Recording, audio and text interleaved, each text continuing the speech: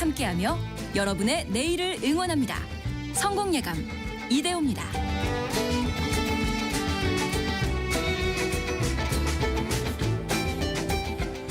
성공예감 이대호입니다. 2부의 문을 열겠습니다. 7월 2일 수요일 오전 10시 5분. 자, 2부를 시작하시죠. 오늘 경제상식 퀴즈 정답부터 알려드릴게요. 정답은 주주입니다. 주주. 회사의 지분을 가진 사람, 즉 주식회사의 주인이죠. 상법 개정안 지금 국회에서 열심히 또 열띤 논의를 이어가고 있는데 오늘 법사위에 올라간다고 하고요. 주요 내용은 이사의 충실 의무, 그러니까 경영진이 이사회가 충실해야 할 대상, 과거에는 회사만 있었는데 회사만 이렇게 해놓으니까 지분을 많이 가진 대주주 입장에서만 이 이사들을 다 끌고 가더라. 이사들이 대주주의 유리함만 다 반영해 주더라. 이런 기울어진 운동자 문제가 심각했죠. 해서 회사뿐만 아니라 주주를 전체적으로 대리해야 한다라는 그런 선언적 의미의 이사의 충실 의무 개정 내용이 지금 추진이 되고 있죠. 국회에서. 정답 두 글자 많이들 보내주셨는데요. 한태전님, 커피 당첨이 안 돼서 매일 듣고만 있어요. 오늘은 당첨 수량이 확대됐다는 얘기에 퀴즈 보내봅니다. 정답 주주입니다. 보내주셨고요. 오늘부터는 저희가 커피 쿠폰을 좀 비교적 많이 보내드리고 있습니다. 4791님, 혹시 회사의 책임자를 주주라고 하나요? 아닙니다. 회사의 주인을 주주라고 합니다. 주식회사의 주인이 모두 다 주주죠. 한 주만 갖고 있어도 한 주의 표를 행사할 수 있는 주주이죠. 회사의 책임자, 그러니까 수천 명, 수만 명, 수십만 명의 주주들이 다 경영을 할 수가 없으니까 대리인을 쓰는 거죠. 대리인. 그게 경영진인데요. 그 경영진이 특정 주주만 대변해줘서는 안 된다. 특정 주주의 이해관계만 따라서는 안 된다라고 하는 게 이번 상법 개정안의 핵심이기도 합니다. 김태헌님, 주주로서 상패를 2번이나 당했더니 주주의 역할이 투자적 입장 이상이 돼야 한다는 생각도 많이 드네요. 라고 보내주셨고요. 안타깝습니다만. 사실 이게 상장 폐지나 거래 정지를 좀 당해보셨던 분이 또 당하는 경우가 좀 있거든요. 이거는 좀 확률적인 사고로 빗대서 보면 재무제표라든지 회사의 경영진이라든지 회사의 평판이라든지 기술력이라든지 좀 두루두루 같이 분석을 하고 주식을 사더라도 그때 사셔야 하는데, 예를 들어서 좀 동전주라고 하는 혹은 재무 상태가 좋지 않은 이런 것들 위주로 투자하시는 분들이 비교적 거래정지나 상장 폐지를 당할 확률, 그 가능성이 좀 높아지는 경향이 있죠. 그래서 한번 좀 돌아보실 필요도 좀 있겠다라는 잔소리를 보내드립니다. 잔소리를. 커피 쿠폰도 보내드릴게요. 잔소리만 보내드리면 안 되니까. 여러분의 실시간 의견 저희가 계속 받고 있습니다. 짧은 문자 50원, 긴 문자 100원이 드는 샵 9730, 또 KBS 콩이 계속해서 열려 있고요. 10시, 오전 10시를 기해서 폭염 경보가 발효된 지역들이 꽤 많이 있습니다. 대전, 또 세종 전체 지역, 경기, 충북, 충남, 전남, 전북, 경남, 경북 일부 지역에 폭염 경보가 발효돼 있다라고. 사실상 거의 한반도가 다 덥다는 거 아닙니까? 이 정도면. 대한민국이 지금 다 덥습니다. 특별히 야외 활동 많이 하시는 분들 건강관리 잘 하시길 바라겠습니다. 오늘은 증시가 좀 조정을 받고 있습니다. 1.4% 정도 떨어지고 있는데요. 코스피가 41.89포인트, 1.36% 떨어진 3047까지 밀려 있고요. 코스닥은 1.16% 떨어진 774 가리키고 있습니다. 오늘 외국인의 좀 순매도가 2천억 이상 오전부터 쌓이면서 증시가 좀 조정을 받고 있네요. 하이닉스가 2.5% 떨어지고 있고요. 상대적으로 네이버가 2.8% 빠지고 있고, 그동안 많이 올랐던 방산주들 최근에 좀 조정이 있습니다. 한화 에어로스페이스가 5% 이상 하락하고 있고요. 삼성물산, 삼성생명도 3% 안팎 하락하고 있습니다. 방산과 함께 많이 올랐던 조선주도 오늘 한 5% 안팎 빠지는 기업들이 나타나고 있고요. 반대로 그동안 많이 못 올랐던 제약 바이오주, 셀트리온이 4% 이상 급반등하고, 그동안에 많이 올랐던 주식들이 조정을 받고 있고, 상대적으로 못 올랐던 주식들이 오늘은 좀 반등을 하고 좀 엇갈리는 흐름이 이어지고 있습니다. 미국에서 나스닥이 좀 많이 빠지다 보니까 우리 증시도 같이 영향을 받고 있는데요. 빅테크 기업들이 또 하나 경쟁을 넘어서 거의 전쟁처럼 치르는 게 있습니다. 바로 인재 유치 경쟁인데요. 특히 AI 산업을 좌우할 수 있는 그 인재 하나에 엄청나게 또 공을 들이고 있고요. 한 명을 영입하기 위해서 수백억 원의 연봉도 아끼지 않는다라고 합니다. 대단하죠. 미래생활사전 시간에 한번 같이 들여다보시죠. 서울경제신문 송일아 기자와 함께합니다. 안녕하세요. 네, 안녕하세요. 원래 빅테크들은 돈이 많잖아요. 그렇죠. 그리고 또 AI 산업으로 가는 게 정해진 방향이기도 하고 AI 인재 유치한다라는데 그만큼 연봉도 많이 줍니까? 정말 헉 소리 나게 많이 줍니다. 단위가 달라요? 단위가 정말 꿈의 숫자들이 많이 나오더라고요. 뭐 수십억 단위는 당연하고요. 최근에는 인재 한 명을 영입하려고 회사를 통째로 사버리는 그런 케이스까지 발생할 정도로 인재 지금 하나를 데려오려고 회사를 사버린다. 전문 용어로 에크하이어라는 표현도 쓰는데 예. 이제 그 정도로 지금 AI 고급 인력 쟁탈전이 이제 실리콘밸리에서 일어나고 있습니다. 대표적인 이제 기업이 뭐 페이스북, 인스타그램 모회사인 메타 플랫폼인데요. 이 마크 저커버그가 지금 아주 혈안이 돼 있습니다. 이 메타가 최근 AI 스타트업 중 한 곳인 스케일 AI라는 기업에 140억 달러, 우리 돈으로 19조 원을 투자한다는 소식이 전 세계 기술업계에 엄청난 파장을 일으키고 있는데요.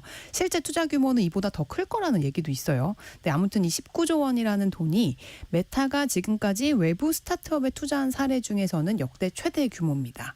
근데 이 투자를 좀 뜯어보면요. 단순히 뭐 자본을 투입을 해서 지분을 사들이는 것도 있지만 이 스케일 AI의 CEO인 알렉산더 왕이라는 인물을 영입을 해서 네. 메타의 AI 연구를 직접 지휘하도록 했다는 점에서 이 한 사람을 데리고 오기 위해 20조를 썼다. 이런 얘기들이 나오고 있어요. 와, 대단합니다. 알렉산더 왕. 20억 아니고 20조입니다. 그러니까 회사를 인수한 거죠. 그렇죠. 근데 그 인재를 유치하기 위해서 사실은 회사를 인수했다. 네. 이렇게 볼 수 있는 거고요.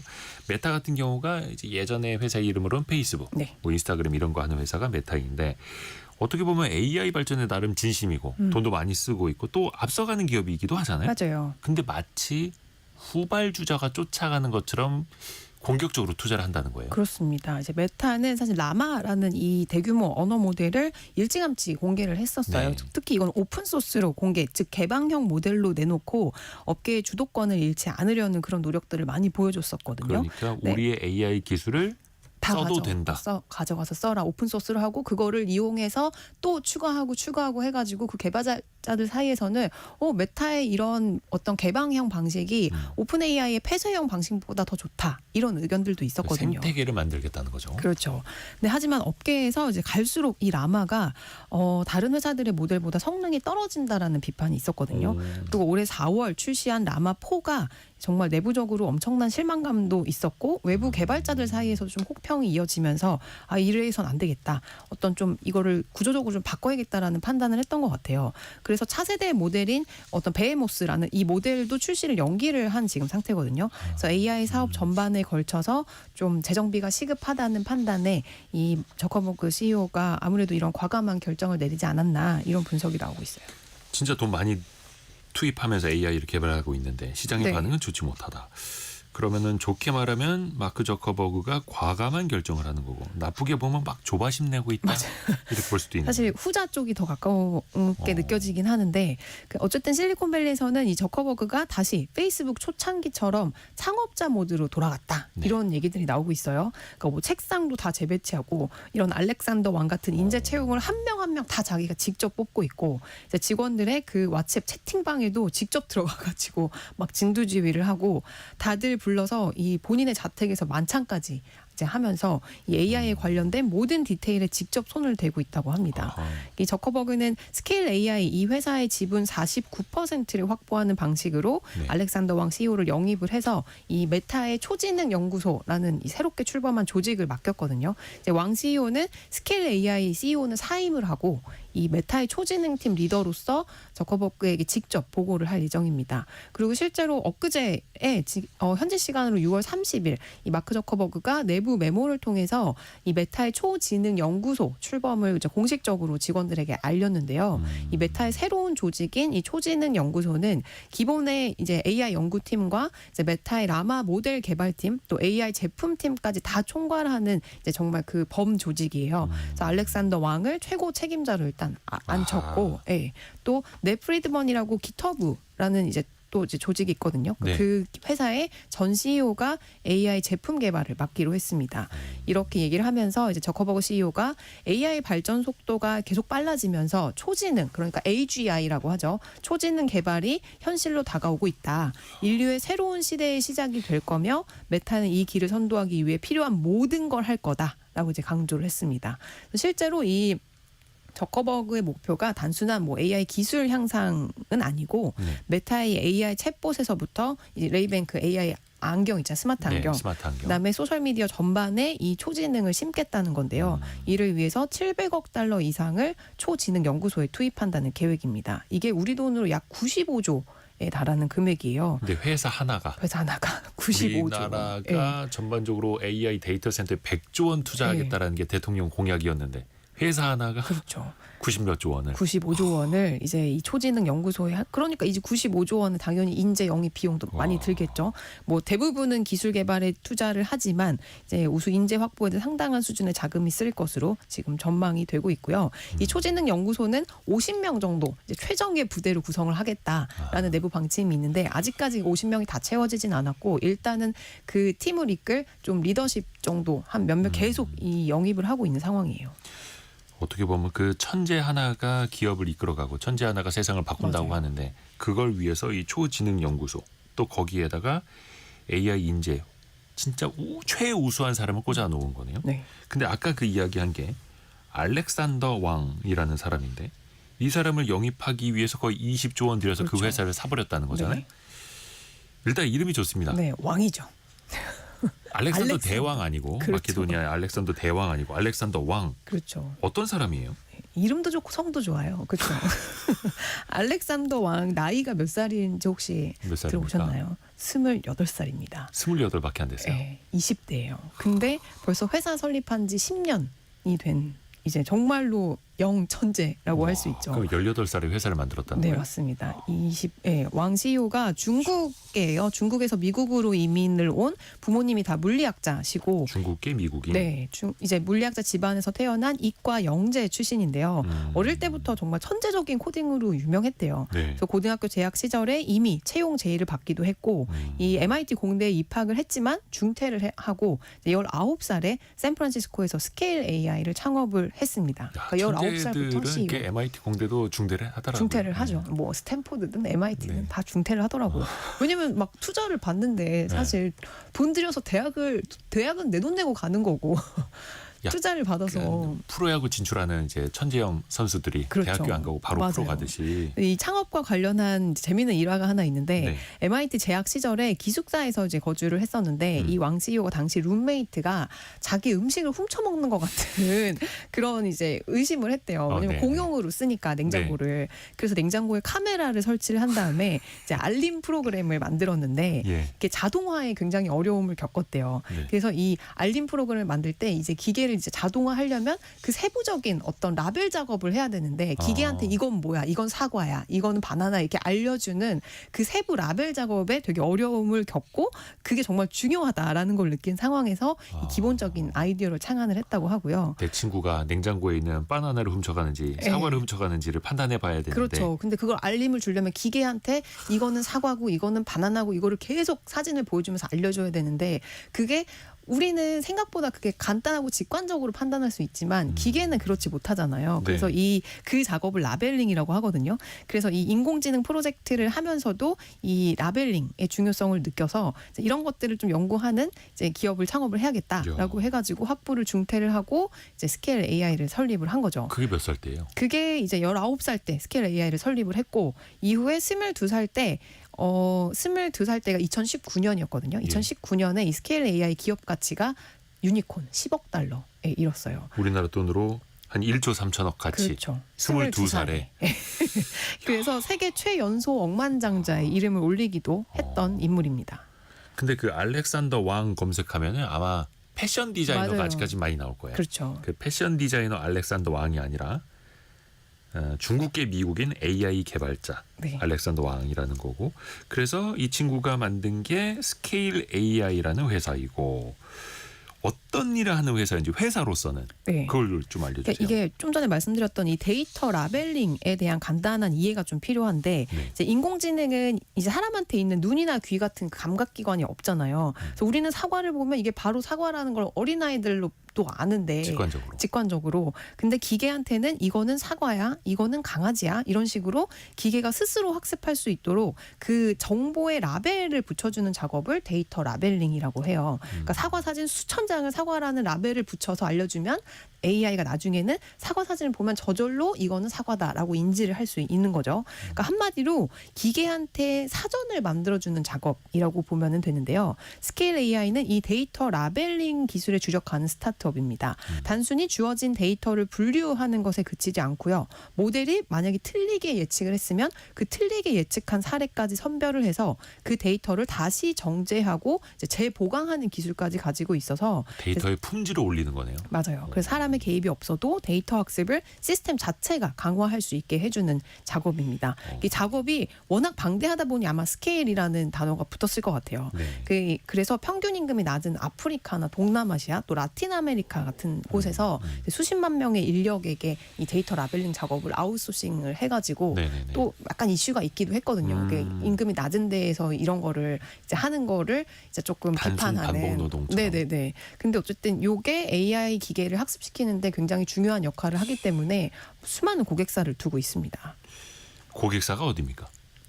일단 2016년 창업 이후에 마이크로소프트나 오픈 AI를 비롯한 대형 기업들을 이제 고객사로 거느리면서 이제 엄청나게 매출 성장을 이뤄냈고요. 네. 현재 스케일 AI 고객은 일단 당연히 자율주행 이제 개발사들이 많이 왜냐면 자동차 움직이면서 하나하나 계속 이건 신호등이야 이건 해야 되니까 그래서 뭐 웨이모도 고객사고 그다음에 제너럴 모터스의 자율주행 개발사인 크루즈도 고객사고요. 또 차량 공유기업 우버와 리프트도 다 스케일 AI의 고객사입니다. 그리고 무엇보다 여기가 미국 국방부랑 또 계약을 했어요. 그래서 군용 이 AI의 테스트와 평가도 지금 협업을 하고 있어서 이 메타가 이 부분에 좀 꽂혔다고 하는 얘기가 있습니다. 그래서 또 흥미로운 게 이 회사가 완전 그 스타트업일 때 처음으로 자금을 대줬던 곳이 실리콘밸리 최대 그 액셀러레이터인 Y 컴비네이터였거든요. 근데 여기 당시 대표가 지금 오픈 AI CEO인 샘 알트만이었어요. 그래서 이때 이어진 연으로 이제 왕 CEO랑 이제 샘 알트만이 엄청 막역한 사이가 돼가지고 뭐 코로나 때는 뭐 둘이 몇 달을 막 함께 뭐 살기도 했다 뭐 이런 얘기도 있더라고요. 그래서 이 인연으로 실리콘밸리에서 입지를 다졌고 또 스케일 AI 성공을 뒷받침했다라는 분석이 지배적입니다. 이야, 대단합니다. 그러니까 AI 좀 한다는 빅테크 기업들은 다 알렉산더 왕의 고객이었네요. 그렇죠. 근데 이제 메타로 같이 들어갔다라는 거고 아까 그 초지능 연구소. 네. 50명의 최정예. 네. 거의 뭐 영화 300처럼 일단 딱 50명 최정예 그렇죠. 베스트 멤버 딱 뿌려놓은 거고 근데 알렉산더 왕 말고도 그러면은 한 49명 그 이상이 더 필요하다는 더 거고 필요하죠. 어디서 데려옵니까? 일단 대표적으로 오픈 AI가 지금 가장 큰 타겟이고 또 구글의 딥마인드 그다음에 구글에서 나와서 만든 이제 직원들이 만든 엔트로픽 같은 이제 쟁쟁한 AI 기업들에서 일단 현재까지 11명의 인재를 영입을 했다고 발표를 했어요. 쉽게 말하면 경쟁사에서 빼오기. 그렇죠. 다 경쟁사에서 빼온 거죠. 그래서 기존의 오픈 AI 취리 사무소에서도 3명의 직원을 또 스카우트를 했고 최소 지금 14명은 빼온 거라고 볼 수 있습니다. 이 중에서 집중 타겟은 아무래도 오픈 AI고요. 메타가 오픈 AI 연구원들에게 최대 1억 달러 우리 돈으로 약 1,370억 원의 그 계약 보너스 패키지를 제공을 했다라는 얘기가 지금 알려지고 있거든요. VC 업계에서는 저커버그가 잠재 후보에게 연봉만으로 최소 200만 달러, 뭐 한 27억 정도를 약속을 했다서부터 어떤 연구자에게는 뭐 1,000만 달러가 넘는 현금 연봉을 제시했다. 예? 금액이 점점 올라가고 있어요. 다 카더라예요. 근데 그리고 또 일리아 슈츠케버라고 다들 약간 익숙한 이름이실 텐데 네. 이 오픈 AI 창업 멤버였다가 그 맞아요. 샘 알트만이랑 약간 붙어가지고 싸워서 알트만 축출하려고 이제 쿠데타를 일으켰던 인물이 이제 본인이 나갔잖아요. 이분이 설립한 AI 스타트업이 그 세이프 슈퍼 인텔리전스라는 이제 회사인데 이 회사도 메타가 인수를 하려고 했었어요. 근데 실패를 하자 인력을 빼왔습니다. 이 회사의 다니엘 그로스라는 이 CEO가 메타에 합류할 예정이고요. 이 밖에도 뭐 구글 딥마인드의 잭 레이, 뭐 AI 음성 스타트업 세서미 AI의 요한 샬키위크 등도 지금 메타로 옮길 계획입니다. 야, 거의 뭐 기본 연봉 수십억, 아, 그렇죠. 인센티브 수백억. 게다가 뭐 지분 뭐 이런 스탁 옵션까지 받고 하면은 정말 이게 얼마나 갈지 상상도 못할 정도예요. 근데 그게 경쟁사에서 빼오는 거고 네. 오픈 AI 비롯해서 구글도 마찬가지고 네. 또 반대로 이거 인재 빼앗기는 회사 입장에서는 되게 황당할 수 있잖아요. 그렇죠. 여기도 어렵게 유치한 인재일 텐데 네. 여기는 이제 또 수비해야겠네요. 방어. 그렇죠. 그러니까 샘 알트만 CEO가 지금 화가 많이 났습니다. 그래서 최근에 팟캐스트 출연을 해서 대놓고 메타 욕을 좀 하더라고요. 그래서 메타가 우리 직원 빼갔다. 오픈 AI 연구원들에게 최대 12억 달러 규모의 연봉 패키지를 제안을 했지만 지금 그 누구도 회사를 떠나지 않았다고 이렇게 강조를 했거든요. 근데 이 얘기를 한 지 일주일 만에 줄줄이 메타로 가는 인재가 지금 생겨나가지고 약간 자존심을 구긴 상황이에요. 그러니까 돈 주고 비전을 보여주면 이제 간다는 거죠. 네. 그래서 오픈 AI 경영진들도 사내 메시지를 통해서 마치 집에 도둑이 든 것 같다. 이렇게 다 불쾌감을 훔쳐간다. 드러냈고요. 네, 다 훔쳐간다. 지난주 여러 매체 보도에 따르면 이제 8명의 오픈 AI 연구원이 메타로 이동을 했고 오픈 AI는 발등에 불이 떨어지자 지금 인재 이탈을 막기 위해서 경영진이 이직 제안을 받은 인재들과 밤낮없이 대화를 하면서 보상 체계를 재조정하고 핵심 인재를 위한 이제 새로운 인센티브 방안을 마련 중이라고 이제 밝히고 있습니다. 야, 너 그 회사 가서 뭐 하냐? 우리 여기서 더 잘해보자. 그렇죠. 우리가 더 비전이 있잖아. 우리가 더 막 이렇게 비전이야. 하면서 연봉 더 줄게. 예. 스톡옵션 이게 더 주고. 얼마 더 맞아요. 필요하니? 이게 참 이런 어느 회사나 사람이 돼야 비슷하네요. 되는데 그렇죠. 인재를 빼오는 게 뭐 비단 메타만의 얘기는 아닙니다. 이제 마이크로소프트는 이제 무스타파 슐레이만이라는 AI 부사장이 있는데 네. 이 사람이 자신의 친정인 구글 딥마인드에서 핵심 연구진 3명을 또 빼왔고요. 엔비디아는 중국 출신의 AI 전문가 2명을 핵심 연구진으로 또 영입을 했습니다. 이렇게 보면은 AI 연구를 오래전부터 해왔던 구글 또 최근에 이제 제일 이제 트렌드를 선도하고 있는 오픈 AI 인재가 많이 빠지는 걸 볼 수 있고요. 그래서 구글은 이렇게 인재가 계속 이탈을 하면서 연구진 대상으로 인당 최대 수백만 달러의 주식 보상금을 지급을 하고 가든 리브 제도라는 또 제도를 또 도입을 하면서 방어를 하고 있습니다. 가든 리브 제도요? 이게 가든 그 정원할 때 그 가든이고요. 네. 리브가 그 떠난다 할 때 그 휴가 뭐 할 때 그 리브거든요. 네. 그래서 이게 직원이 퇴사를 통지하거나 회사가 퇴사를 요구할 때 퇴사 예정일까지의 기간 동안 직원이 실제 업무를 하지 않아도 고용관계를 유지를 하면서 급여를 제공하는 제도예요. 그러니까 회사가 가든 좀 정원에 잠시 이제 평화로운 정원에 잠시 머무르게 거기 있어라. 해주겠다라는 의미에서 붙은 말인데 구글이 요새 이 연구원들 한테 이제 퇴사를 하겠다고 얘기한 연구원들한테 최대 12개월, 그러니까 6에서 12개월 동안의 이직 금지 조항을 제시를 하면서 너 그 기간 동안에 돈 줄 테니까 다른 회사 가지 마. 이렇게 지금 얘기를 하고 있는 거예요. 가든 일은 안 해도 되니까. 그렇죠. 출근하기 싫으면 하지 마. 맞아요. 일 안 해도 돼. 근데 다른 회사만 가지 마. 그 사이에 돈 줄게 이거예요. 너무 부럽지 않나요? 그 직원은.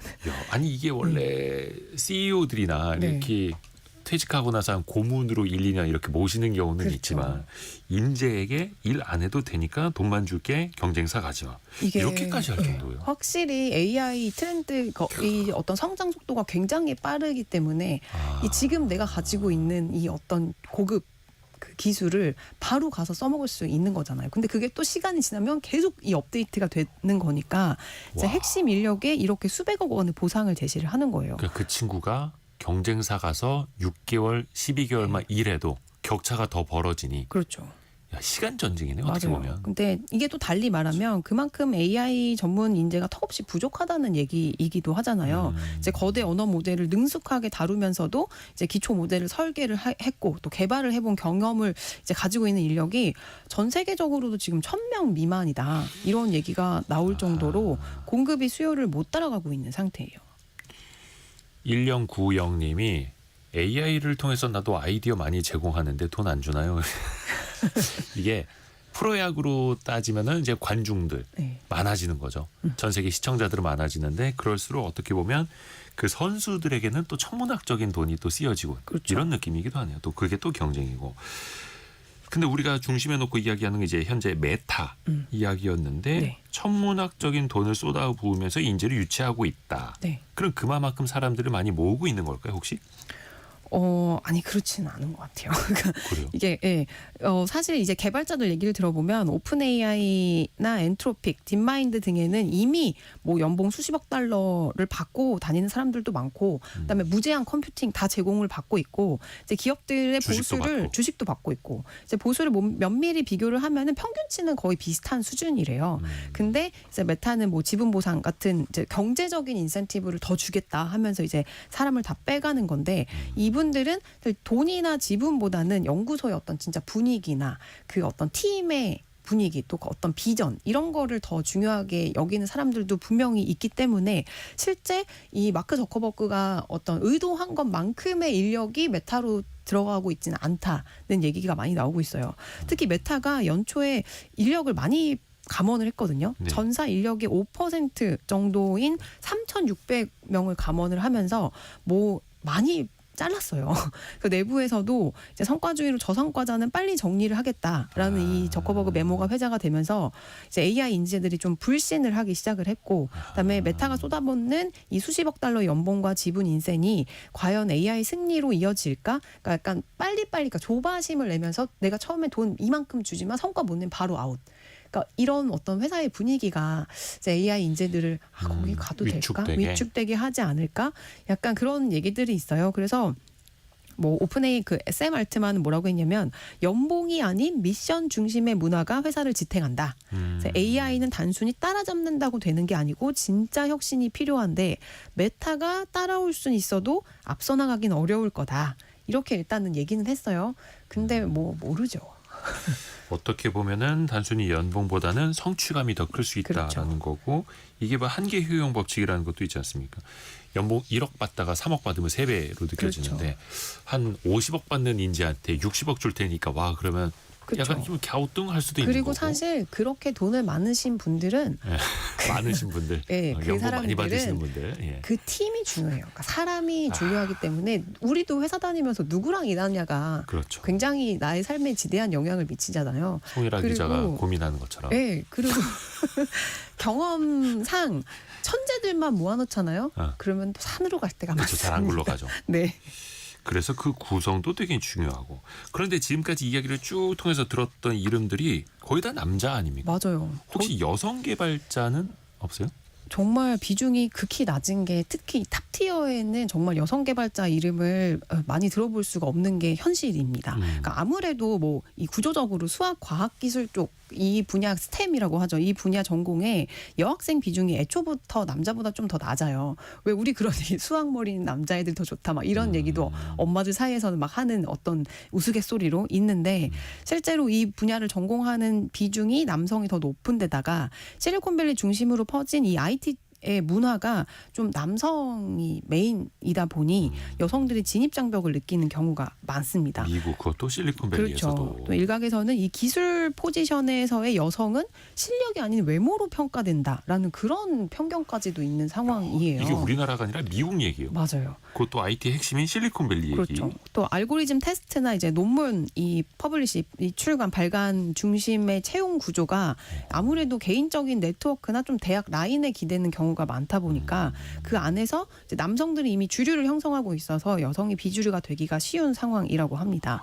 실제로 이제 스탠퍼드가 발표한 AI 인덱스 보고서를 보면 작년 기준 AI 연구자 중 여성 비율이 16에서 20% 정도 수준이라, 또 상위 저널이나 컨퍼런스 발표자 중에서는 더 여성이 10% 이하입니다. 그래서 빅테크 AI 리더급 인재는 현재도 대부분 남성이고요. 근데 하지만 우리가 잘 아는 것처럼 네. 그 오픈 AI, 우리가 그 미래생활 사전에서도 얘기를 했었지만 그 최고 기술 책임자였던 미라 무라티라는 인물이나 또 페이페이리 같은 그 스탠포드대 교수님도 여성이시거든요. 그러니까 리더급들이 아주 드물지만 있습니다. 그리고 지금 EU나 뭐 UN에서도 AI 팀 내 젠더 다양성을 갖추라고 좀 권고를 계속 하고 있는 상황이라 조금씩 여성 비율이 늘어나지 않을까? 그리고 좀 이런 시장에 진입하면은 좀 더 픽되지 않을까라는 생각을 여성으로서 한번 해보기도. 조금 더 희소성이 있고 희소성이 있으니까. 드물기도 예, 하니까. 야, 근데 이게 여성 개발자의 유리천장 이야기가 한국뿐만 아니라 미국도 비슷하다라는 네. 거. 자, 그런데 요즘에 조금 온도가 다른 시장이 있습니다. 네. 신입 채용. 그렇죠. 특히 AI 개발자 신입 채용 시장은 완전 분위기가 다르다면서요. 같은 업계인데 분위기가 완전히 상반되죠. 그래서 고급 AI 인력은 지금 서로 모셔가려고들 난리인데 수십억씩 주면서. 예, 정작 AI 업계에서 이제 진입을 하려고 하는 신입들은 일자리를 못 구해서 난립니다. 왜 그럴까요? 이게 뭐 이유가 있어요. 미국 벤처캐피탈 그 시그널 파이어라는 곳에서 이제 링크드인 데이터를 분석한 결과에 따르면 올 들어서 빅테크 신입 채용 비중은 코로나 이전인 2019년 대비 50% 이상 감소를 했고요. 2023년 대비로도 25% 이상 하락했습니다. 스타트업도 마찬가지예요. 마이크로소프트는 5월 감원한 2,000명 중에 40%가 프로그래밍 관련 엔지니어였는데 외신들은 이를 AI 대체에 따른 감원으로 분석을 하고 있고요. AI를 개발한 게 개발자들인데 정작 개발자들부터 AI에 대체되고 있는 아이러니한 현실입니다. 그러니까 마이크로소프트는 이달 또 수천 명을 추가로 감원을 하겠다고 했거든요. 이제 어느 정도 기초적인 AI 개발은 끝났으니 그렇죠. 그 기초 정도만 개발하는 친구들은 집으로 가세요. 그리고 코딩을 AI가 훨씬 잘해요. 그 기초적인 코딩을. 그래서 그거를 지시만 잘하는 인력만 있으면 기초 실무를 이제 담당할 그 개발자들이 필요가 없는 거예요. 약간 이런 거네요.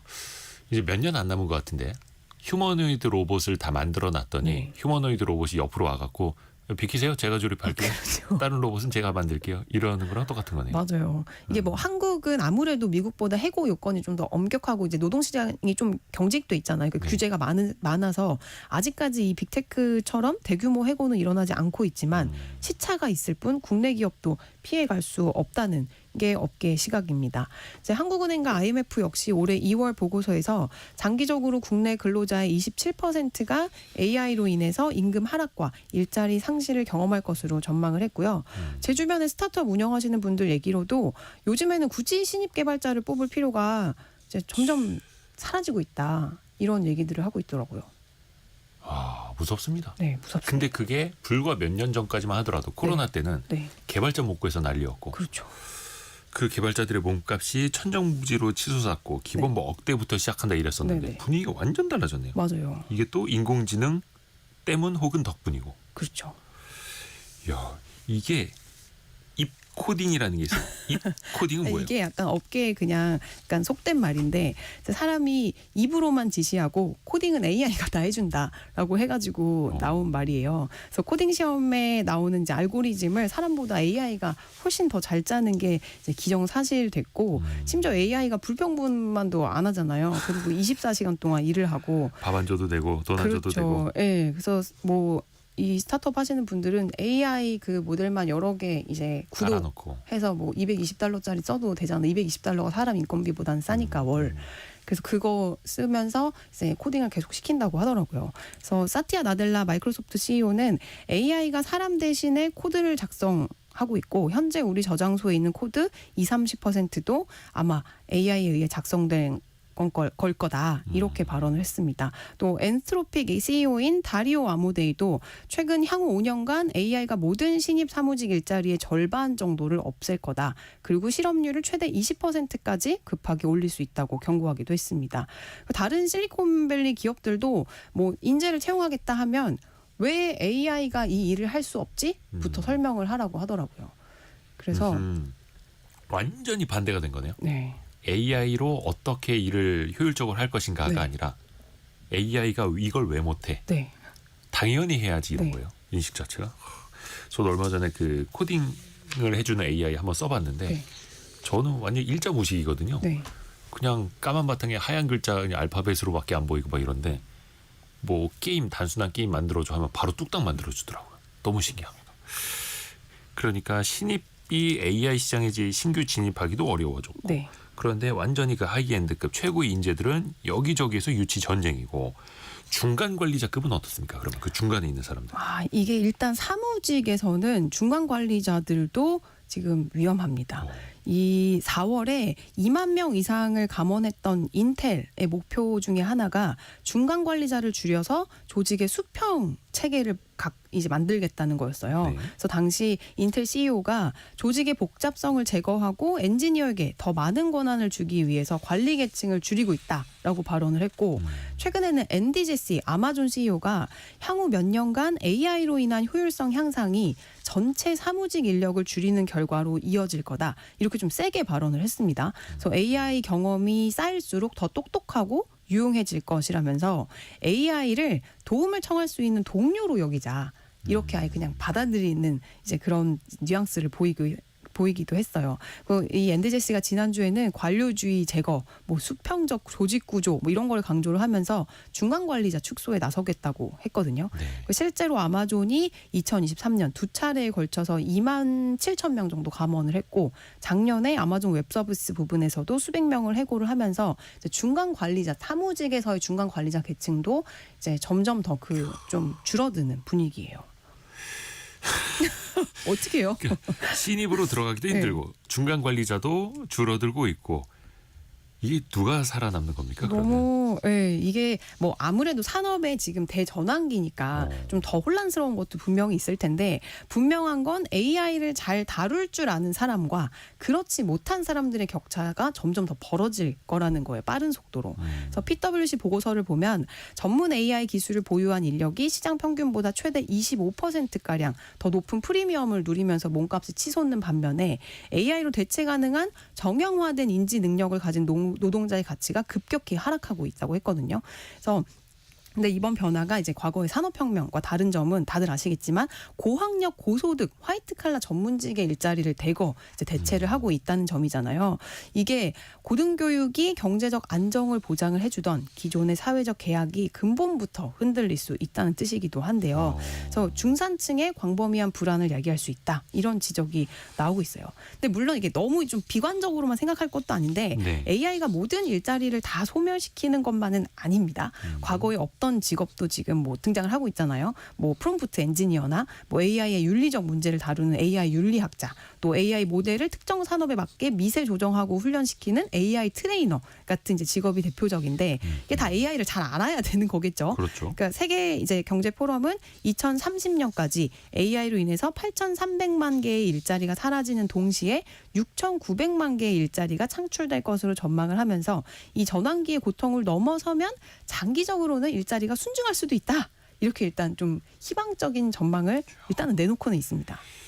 이게 어떻게 보면 노동의 가치, 네. 그 인식이 좀 많이 달라지는 것 같고 사실 그 노동의 가치를 또 높이기 위해서 많은 사람들이 선택을 했던 게 대학 졸업장이지 네. 않습니까? 명문대 나와야 그렇죠. 하고. 근데 그 인식도 이제 바뀌고 있다고요. 맞아요.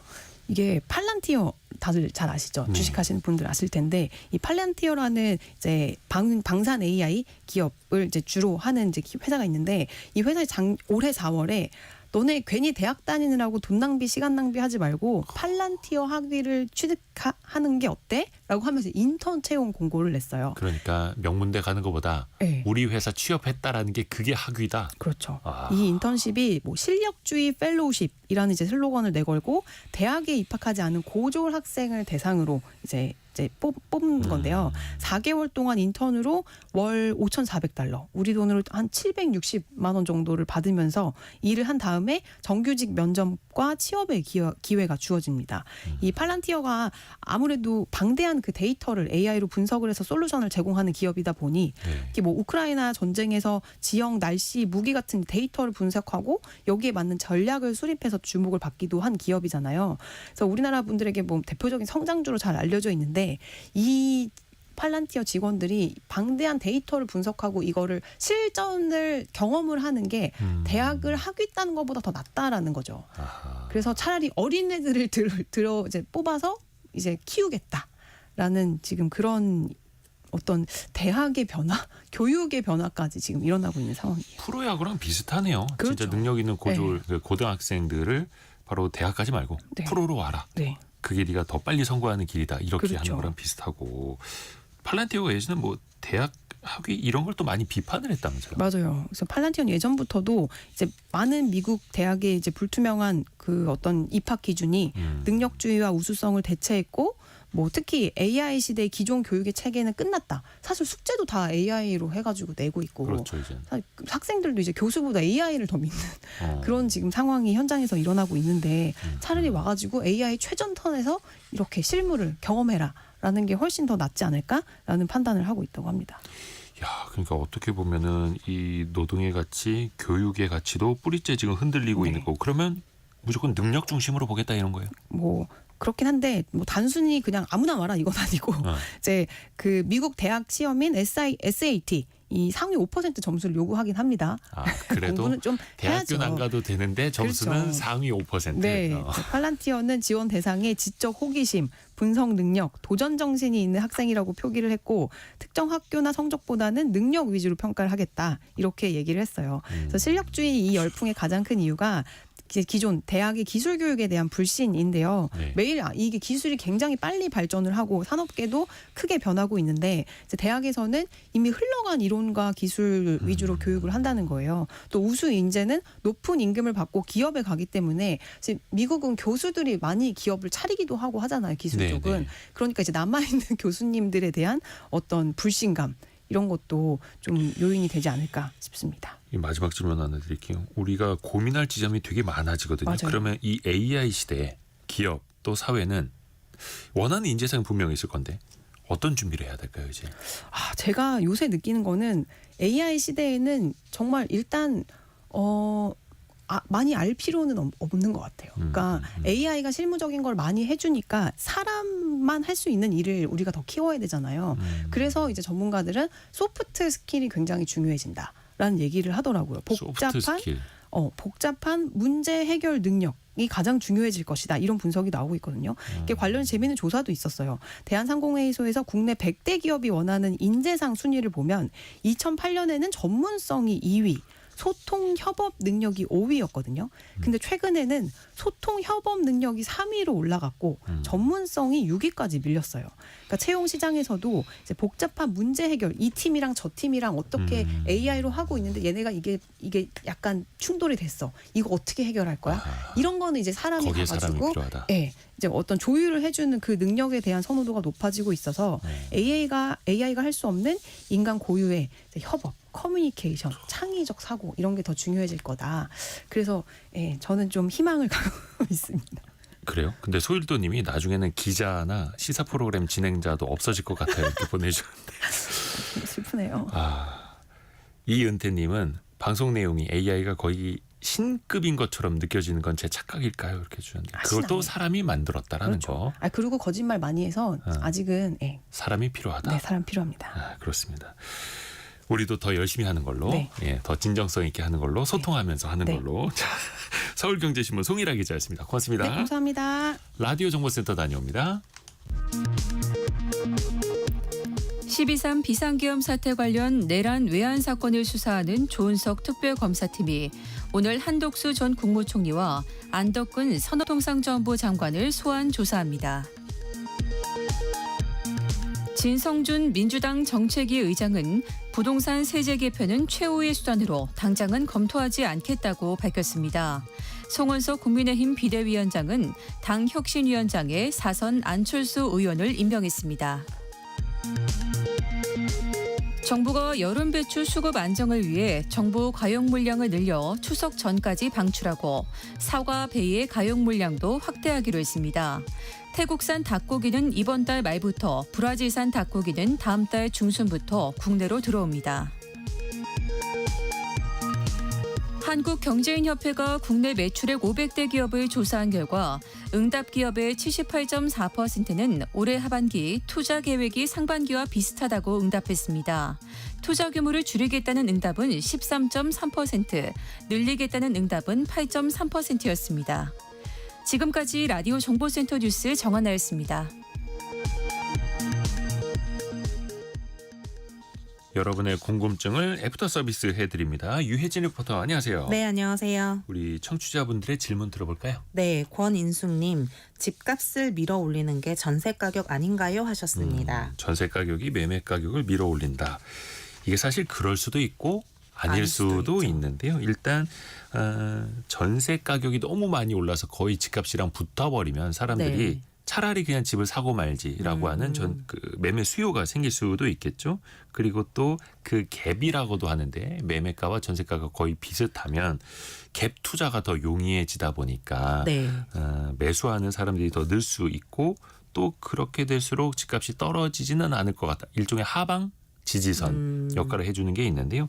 다만 이거는 지금 흐름이 다주택자 규제가 이어지다 보니까 갭 투자는 좀 쉽지 않은 흐름으로 가고 있고 전세 보증 비율을 좀 낮추면서 네. 전세에 대한 수요도 예전보다는 좀 월세 쪽으로 좀 많이 넘어가고 그렇죠. 있는 흐름이죠. 그러다 보니까 과거처럼 전세 가격이 올라가면 집값이 오를 것이다. 이게 공식처럼 되기에는 과거와는 좀 많이 달라진 게 네. 현실인 것 같습니다. 참고로 서울 특히 강남 지역은 전세가율이 매우 낮죠.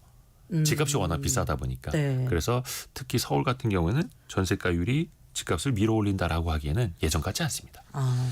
다음 질문도 들어볼까요? 네, 5893님. 이미 주택 보급률이 100%를 넘었다는데 이게 어떤 의미인가요? 하고 궁금증 보내주셨습니다. 100%를 넘었다라는 건 전체 가구 수보다 집이 더 많다라는 뜻이죠. 네. 그런데 집값은 왜 계속 오르느냐? 집이 많다는데 사람들이 원하는 지역, 살고 싶은 곳, 살고 싶은 아파트는 또 한정적이기 때문인 거죠. 그래서 전국적으로는 주택 보급률이 102, 103% 정도 되는데 일단 서울만 놓고 보면 90%대 후반입니다. 그러니까 100%가 되지 않고 네. 또 그 중에서도 사람들이 윤택하게 살고자 하는 곳은 보급률이 100%와는 상당히 격차가 있을 수밖에 없는 거죠. 하나 더 들어볼까요? 네, 김문희님. 국민연금 보험료 산정 시 소득 기준은 세전인가요? 세후인가요? 하고 질문하셨는데요. 네. 국민연금공단에 확인을 해봤습니다. 국민연금 보험료는요. 세전으로 산정이 되고요. 이 액수는 1,000원 미만은 또 절사한 금액이라고 합니다. 보통 직장가입자는 연말정산 신고 자료가 기준이 되고요. 지역가입자는 종합소득 신고 자료가 기준이고요. 다만 이 기준소득 월액이라고 하는데 이게 상한액과 하한액이 정해져 있습니다. 네. 아무리 소득이 많거나 적더라도 이 범위 내에서만 보험료가 책정되고요. 참고로 올해 7월 1일부터 내년 6월 30일까지는 최저가 40만 원, 최고가 637만 원이라고 합니다. 국민연금 보험료 산정 시 소득 기준은 세전. 네. 그리고 그 용어가 기준소득 월액이라는 좀 어려운 용어인데 네. 그 기준소득이 되는 월평균 소득 이렇게 그쵸. 또 우리가 이게 문해력이 필요합니다. 용어가 그렇죠. 어려워서. 자, 유혜진 리포터 함께했습니다. 고맙습니다. 감사합니다. 내일 아침 9시 5분을 또 다시 기약할게요. 좋은 소식 또 많이 들고 오겠습니다. 성공의 감은 오늘도 여러분을 응원합니다.